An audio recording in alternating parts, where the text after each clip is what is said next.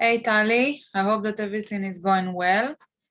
Before I start, I wanted to express my sincere appreciation for giving me the opportunity to improve my part in the group presentation. That is not taken for granted, and I am very grateful for it.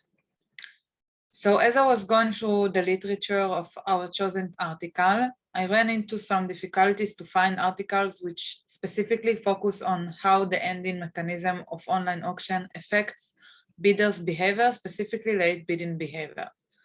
My guessing was that it is because online auction was quite new at the time. So first Googling found that the first online auction site was onsale.com, founded by Jerry Kaplan in May 1995. The following slide I have made are about two unique articles, which were the only ones that I found that talks about late bidding. So let's get started.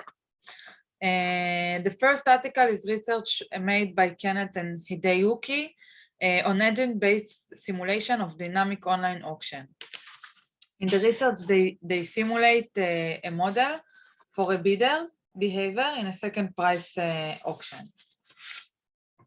They consider a single auction with the sale of one item by one seller of one of n bidders who submit their bids over time in interval 0 till t to an auctioneer who awards the item on the highest bidder at closing time.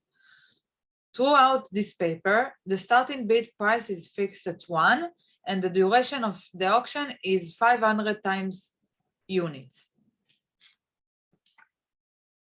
From observation of online bidders' behavior that the researchers did, it is quickly suggested that there are two markedly different types of bidders, early bidders and snipers. The early bidders, presumably with something like she believes, estimate value estimates and lets the auction run into a queues. So the strategy is to watch, modify, and bid. The sniper, however, wait until the last possible practical moment. So the strategy is to wait and bid.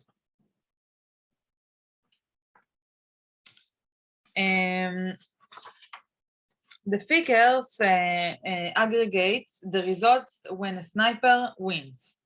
This makes it clear that early bidders can actually get some items at low prices, but there is crucial compensating factor. Scales shows that the sales at low price enjoyed by early bidders occur much less frequently. That is, sniper win most of the auction and early bidders get bargains, but relatively infrequently. It also happens fairly often that an early bidders win at a price driven by the others. In these tables, we can see that as the special sniper delays her bid, her winning price decreases and winning probability rises.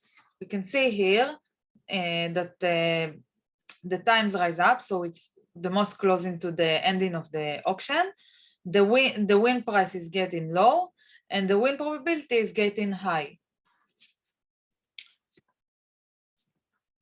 The main findings of this article is that the early bidders can win with a lower price than snipers on average, but with a low probability.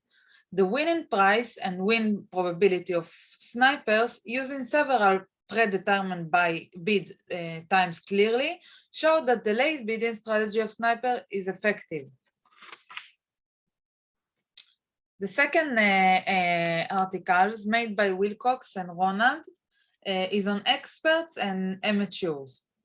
The research they made has some similarities to the research that made by Roots and Ockenfeld.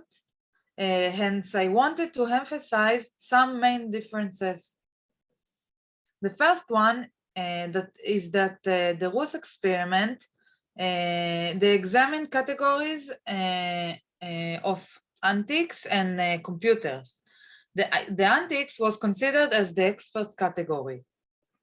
Also, in Ruth's experiment, the winning late bidders received a survey which asked them to mention if bidding late was part of their strategy.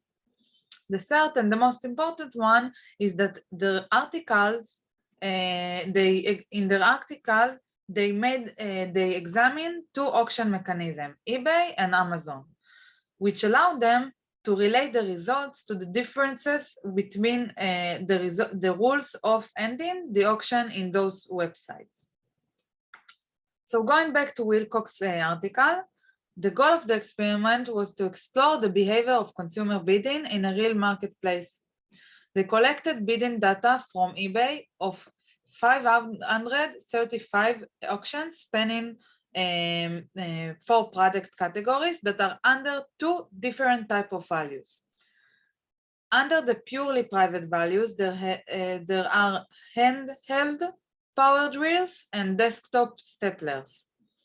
Under the common value component, as well as private value component, there are men's neckties and rookwood pottery vases. In this article, a bidder was considered as an expert by auctions she has participated in. In this article, there were a couple of hypotheses. The first one was that the likelihood of a bidder bidding in the final moments of an auction will be positively related to their past auction experience. Second, for items in which there is a common value component as well as private value component, the impact of experience on the tendency to bid later will be more pronounced than in auction for items with purely private valuation. Third, more experienced bidders will be less likely than less experienced bidders to place multiple bids in the same auction. Fourth, for items in which there is common value components as well as private value components, the impact of experience on the tendency to bid a single time and avoid bidding multiple on auctions will be more pronounced than in auction for items with purely private valuation. This table provides the results of analyzing the proportion of bids which occurs during the last minute of the auction for each experience group and for each the 4 items under consideration. In addition, it provides the mean probability of given bid winning an auction conditional on the bidder's experience group. In aggregate, more experienced bidders are more likely than less experienced bidders to place their bids during the final minutes of the auction. The aggregate column shows that while 1.2% of the least experienced bidders bids during the final minute, 8.2% of the most experienced do that. The increase in the last bidding behavior among more experienced bidders is more pronounced for the type of items. Milgram and Weber argued would be more likely to have common value component and hence prone to uncertainty in valuation. In particular, for pottery and neckties, we observe monotonic increases in the last minute bidding behavior as experience rises. Some more findings. For items in which there is common value component, the less experienced bidders are more likely to submit multiple bids in the same auction than experienced ones. However, for items with purely private valuation, it has been found that there is no indication that more experienced bidders are more likely to follow the weakly dominant Nash equilibrium strategy, which is bidding their true value. Experience appears to have an impact only on products that a single bid is strongly dominant, which is when people submit their bid in the last minute. To conclude, the late bidding has found to be strategies used by an expertise and hence indication that late bidding is a good strategy for auction of items with purely private value, but it is for but it is for items that have private and common value components. Thank you, and I hope you enjoy.